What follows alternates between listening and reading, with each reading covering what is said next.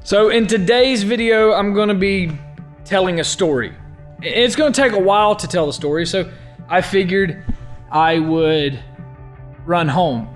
Computer, turn off Studio B. Gonna be a fun time. Computer, turn off Studio A. Oh yeah, that's pretty cool, huh? Yeah, I'm gonna tell a story of how I got to this point, like how Aaron got here.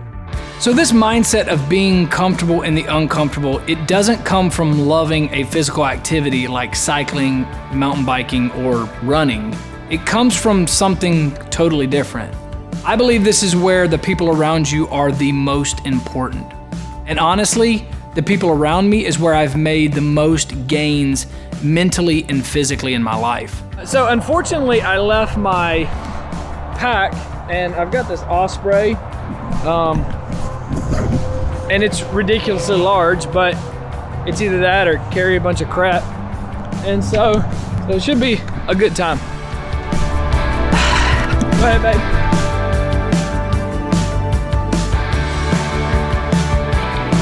So real quick, I love these QTs. They're great places when you're doing these like weird adventures. So I'm gonna go in here and get some gum, a few Snickers bars, and this should hold me to another QT.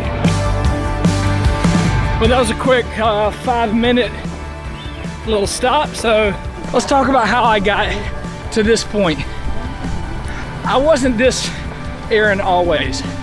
Like, that's the biggest thing that I want you to understand.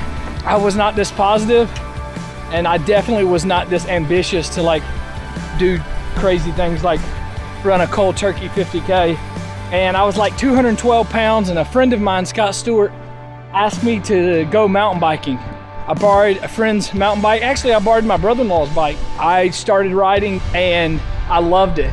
And Scott was in such better physical shape than I was and would drag me through the trail, and I would just feel like I'm gonna throw up every time. I loved it. I was committed. Actually, when I got my first mountain bike, I sold a Ford Mustang to have enough money to buy a mountain bike off Craigslist. Another friend, Allison Dancy, let me borrow her road bike that she got when she was in high school. Diamondback, down tube shifters. Still have that bike. And so in the first year, I lost like 60 pounds. I didn't do it for the health. I just did it for the sheer enjoyment. If you're trying to lose weight, find something that you love doing. Like, if you don't like running, don't run. If you don't like riding a bike, don't do it. If you don't like going to the gym, don't do it. There's enough stuff that you can be active and you can enjoy doing what you're doing. So I love cycling. I did not run at all. I didn't run until after my accident. We'll get to that a little later, but I gotta get back moving.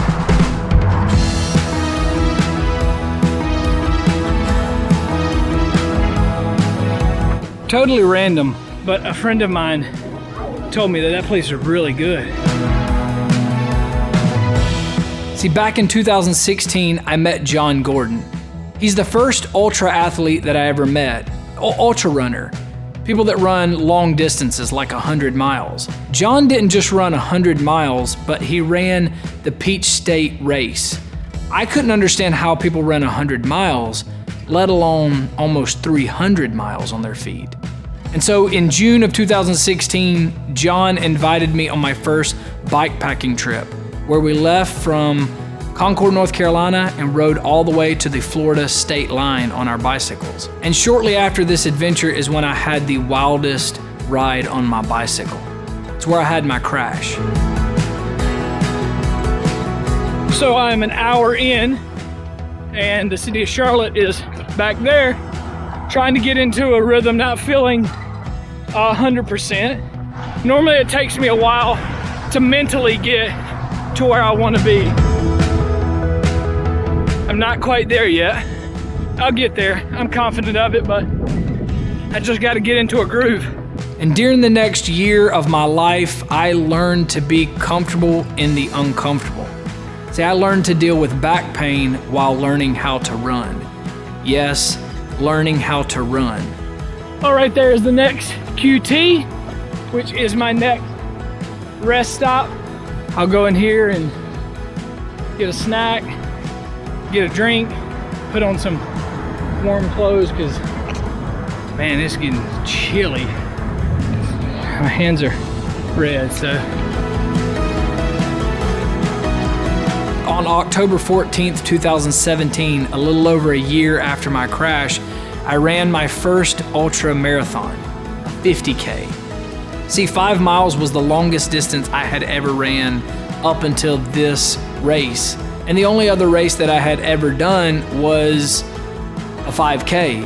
And the guy in the white shirt, that's John cheering me on. See, John showed me that the body is capable of so much more. This is where I begin my journey to press and see how far I could go physically and how far I could go mentally. Well, quick update. The temperature has dropped and the wind has picked up. Definitely haven't hit a rhythm yet. That's just kind of frustrating, but I mean, if I walk it, I think I have like 20 miles to go, so we'll just, consistency is the key. One foot in front of the other. That's how I'm gonna eat this elephant, so yeah. And 4 years later, I'm doing crazy adventures like this, honestly, because I met a crazy ultra runner like John Gordon.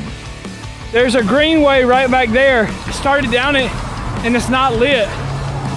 And as much as I would definitely prefer to run that because of safety, I'm not gonna run it because of safety. There's some shortcuts up here, so it may not be 50K now that I'm going this way. If it's not 50K, I'm not gonna be mad.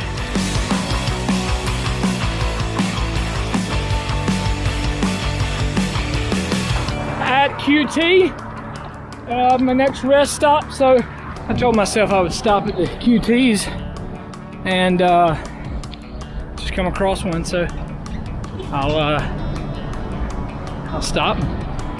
Yeah, I know it's super dark, but I wanted to give you an update. I had a friend contact me. On the route that I was going, there was an armed gunman about 1.5 miles from where I was headed, so he gave me an alternate route. I'll definitely take that to avoid whatever that could have been. So currently at this moment I'm on the back roads running parallel to I-85, which is probably actually a better, safer route. It's not as lit for sure, but just trying to get relaxed and put some miles in. That right there, those lights, that's Great Wolf Lodge. There's the sign. Oh man.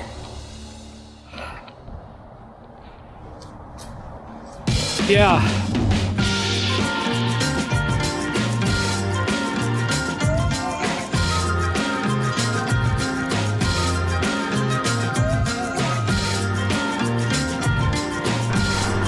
Look here!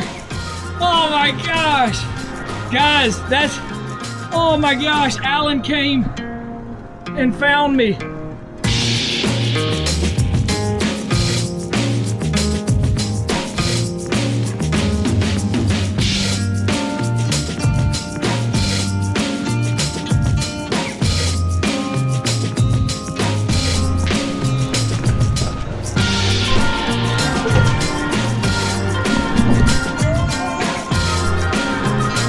Oh my gosh. Definitely hit the spot. So why do a last minute 50K? Most of the thing that happens on this channel or the adventures that I'm a part of, they're as much mental as they are physical. They're actually probably more mental challenging than physical. Something that's very important to me is mental strength, because at some point in time the physical is gonna fade. I worked an entire week. It was a busy week, put in a lot of hours, and I wanted to leave at 4 o'clock and just start running. Currently right now in the season that we're in, mental strength is extremely important. So I would challenge you, work on your mental strength. put yourself in some situations that you just have to be mentally tough. Go do something. Go do something that's hard. Go do something that you're proud of yourself. On a side note, holy crap, my feet hurt so stinking bad.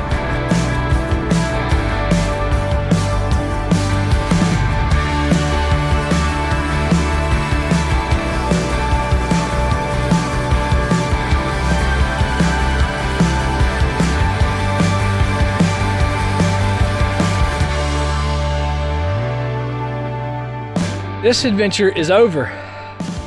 Yes, that is not my house, but this adventure is over. See, this was never about a distance. This was never about actually making it to my house. It was more of the mental challenge.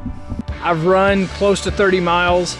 I've been on my feet for 6.5 hours. I've been moving, but this was for the mental challenge. I challenge any of you, if you're doing these things, mental strength is very important. It's something to focus on. The physical, it'll come, but the mental strength, you can use sports and athletics and adventures to work on the mental strength, because the mental strength converts over to real life. So I'll tell you this as well. I could not have completed this without a massive support system. First off, to Sam for reaching out to me, for Dustin to reaching out to me, Mike, Alan coming to see me, my mom calling me, my wife checking on me, Chad, all of the people that reached out to me and sent me love, Tim Womble for looking out for me. Man, just the amount of support system that I had to complete this. So I want to thank each and one of you. Until next Thursday at 5 p.m. Adios. There's my swag car. What if I printed some of those and handed those out? Think that'd be cool? Anybody want any? Let me know.